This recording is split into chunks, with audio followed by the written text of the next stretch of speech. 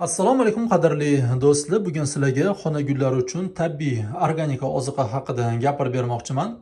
Bu xona gullari uchun ham oziqa, ham ildizlarga himoya vositasi sifatida ishlaydi. Xuddi fitosporininga o'xshab ildizlarni chirishdan, kasalliklardan himoya qiladi. Video davomida men sizlarga hammasini tushuntirib beraman. Oziqaning foydasi ham zo'r, narxi ham ancha arzon va eng asosiysi bu tabiiy organika oziqa hisoblanadi. Misol uchun oziqani me'yorini oshirib yuborsanglar ham xona gullari uchun, o'simliklar uchun hech qanaqa zarari yo'q, ildizlari kuymaydi. Buni albatta o'zim ham sinab ko'rdim. Va bu oziqa insonlarga, hayvonlarga, foydali hasharotlarga mutlaq zararsiz.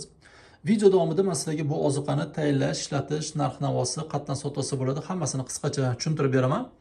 Do'stlar, kim bizning kanalimizda mehmon bo'layotgan bo'lsa, albatta obuna bo'linglar va bizning Telegram kanalga ham obuna bo'linglar. Bu oziqaning nomi Agreymun. Juda ko'pchilik bu oziqani taniydi. Mana shunaqa 1 litrli idishda chiqadi. Men me'yorni o'lchash qulay bo'lishi uchun kichkinagina baklashkaga soldim. Agreymunning shu 1 litri 28 ming so'm turadi. Buni sizlar uzun market orqali xarid qilsanglar ham bo'ladi. O'zi Agreymun 1 litr, 5 litr va 20 litr hajmlarda chiqadi. Misol uchun sizlar hovli uchun olmoqchi bo'lsanglar, kattarog'ini olsanglar, bu sizlarga ancha arzonga tushadi va barakali bo'ladi. Agreymun bu suyuq biagumus vitishkasi yoki oddiyroq qilib tushuntiradigan bo'lsak, bu biagumus qaymog'i.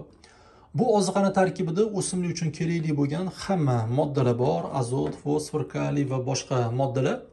Va bu oziqaning tarkibida o'simlik uchun juda ham muhim bo'lgan va tuproqning unumdorligi uchun juda ham muhim bo'lgan guminovoy kislotalar bor. Va do'stlar, eng asosiysi bu oziqaning tarkibida juda ko'p foydali bakteriyalar bor, xuddi fitosporinga o'xshab ishlaydi. Bu bakteriyalar tuproqdagi har xil zararli zamburug'lar, patogenlarga qarshi kurashadi. O'zi bilasizlar, xona gullarimizni asosiy chiritadigan narsa bu tuproqda paydo bo'ladigan zamburug'lar va patogenlar. Shu zamburug' patogenlarga qarshi Agreymun juda ham zo'r kurashadi. Agreymunni tayyorlash va ishlatish juda ham oson. O'zi mana shu 1 litr Agreymunni 20 litr suvga solasizlar, yaxshilab aralashtirasizlar va o'simliklarga berasizlar.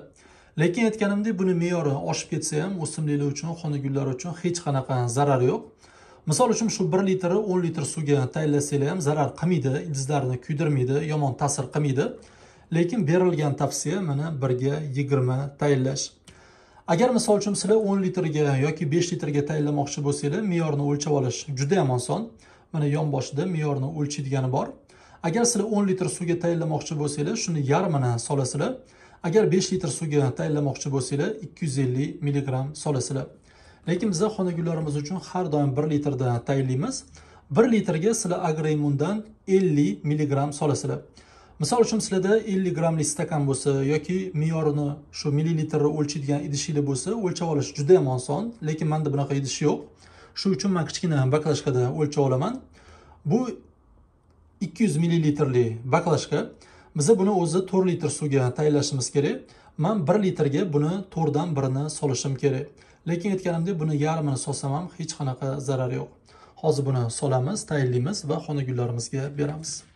Do'stlar, albatta bizning Telegram kanalimizga obuna bo'linglar. Hozir Telegram kanalimizda bahor fasli uchun juda ham muhim mavzu ketyapti. Mavzu xona gullarini tuprog'ini to'g'ri almashtirish. Perivalka nima, perisadka nima, tuproq almashtirgandan keyin xona gullarida stress bo'lmasligi uchun nima qilish kerak, hammasini batafsil gaplashamiz. Endi mavzuyimizga qaytamiz. Agreymunni har doim ishlatishdan, tayyorlashdan oldin buni yaxshilab chayqatib olinglar. Buni cho'kadigan odati bor va ichida o'zi qora suv bo'ladi. Lekin bu vaqt o'tgandan keyin suvi oppoq bo'lib qolishi mumkin. Buni ozgincha chayqatib olsanglar, yana aralashib qop-qora bo'ladi. Shunaqa xususiyati bor. Har doim ishlatishdan oldin buni ozgincha chayqatib yuboringlar. Aytganimdek, biz 1 litr suvga tayyorlaymiz. 1 litrga biz 50 mg solishimiz kerak. Bu mana bu yerda bizda 200 mg. Shuni biz 4 dan 1ni yoki yarmini solishimiz kerak. Mana hozir solamiz. Mana shuncha solsak bizga yetadi. Mana suvimiz shunaqa rangda bo'ladi. Endi biz buni hozir ishlatamiz. Agreymunni suvga solgandan keyin albatta qopqog'ini yopib, yaxshilab aralashtirib olinglar. Agreymun suv bilan aralashib ketsin. Endi ishlatish haqida gaplashamiz va sizlarga ko'rsatib beraman. Bu juda ham oson. Agreymunni har qanaqa o'simliklar uchun ham barg, ham ildiz orqali berasizlar. Ya'ni o'simliklarni barglariga ham sepib chiqsa ham bo'ladi va tuprog'iga quyib ildiz orqali bersanglar ham bo'ladi. Ayni bu agroimmunni ko'proq tuproq orqali berishga harakat qilinglar. Chunki tuproq orqali juda ham zo'r ishlaydi. O'zi faqat barg orqali beradigan agroimmun alohida sotiladi, u tayyor bo'ladi. U haqida men sizlarga alohida gapirib beraman. Bu agroimmunni har qanaqa o'simliklar uchun ishlatsanglar ham bo'ladi. Xona gullari, hovli o'simliklari, daraxtlar, o'simlik umuman tanlamaydi. Xohlagan o'simliklarga berasizlar. Va bu agroimmunni xona gullari uchun kamida 7 kunda, 10 kunda bir marta ishlatinglar. Ko'p ishlatmanglar. Oradan albatta 7 kun o'tsin. Misol uchun mana hozir beradigan bo'lsak, keyingisi bir hafta 10 kundan keyin berishinglar kerak. Berish oddiy. Qanaqa sug'orsanglar, agroimmunni ham xuddi shunaqa berasizlar. Bugun biz agroimmunni Zamyakulixga beramiz. Mana suv quygandek qo'yaverasizlar.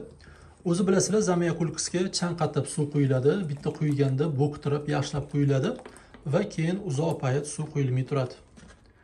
Mana 1 litr hammasini to'kib yubordim. Mana xuddi shunaqa beraverasizlar xona gullariga. Qanaqa suv quysanglar, agroimmunni ham xuddi shunaqa berasizlar. Do'stlar, albatta bu oziqani ishlatib ko'ringlar. Juda ham ko'pchilik bu oziqani ishlatib ko'rishdi. Bu ham oziqa, ham ildiz uchun himoya vositasi sifatida juda ham zo'r ishlaydi.